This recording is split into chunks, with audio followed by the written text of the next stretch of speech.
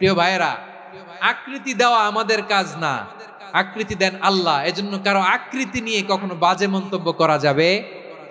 আমার বড়ুয়াখালীর ভাইয়েরা আওয়াজ করে আমার সাথে বলুন, কারো আকৃতি নিয়ে বাজে মন্তব্য করবেন? কমেন্টে সরাসরি কাউরে বলবেন তুই লম্বুর ঘরের লম্বু, তুই মোটুর ঘরের মোটু, তুই চিকনার ঘরের চিকনা, তোর নাক চ্যাপটা, তুই খাটো, তুই এইটা সেইটা বলবেন? কথা কয় না, বলবেন? কারো আকৃতি নিয়ে ব্যঙ্গ করা যাবে? এটার ইংরেজিতে বলে বডি শেমিং। কি বলে? Body shaming. এটা হারাম। আমার কলিজার টুকরা বারুয়াখালীর নবাবগঞ্জের যুবক ভাইয়েরা, খবরদার, কোশ্চিন কালেও আমরা কারো দেহের আকৃতি নিয়ে, বডি শেপ নিয়ে মন্দ কথা, বাজে কমেন্টস করব।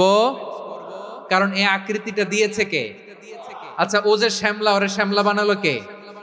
আর এই লোক যে ফর্সা, এর ফর্সা বানালো কে? একজন লম্বা, কে বানালো? আরেকজন খাটো, কে বানালো?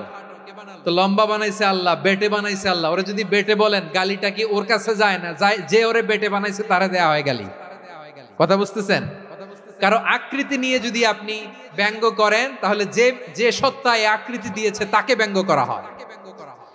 কেউ খাটো হওয়ার জন্য ওরে যদি আপনি খাটু বলেন, ওকে বলেন নাই, যে সত্তা তাকে খাটো বানিয়েছে তাকে বলেছেন আপনি। তাহলে কারো আকৃতি নিয়ে ব্যঙ্গ করবেন? করবেন? কোশ্চিন কালেও যেন আমরা না করি প্রিয় ভাইরা।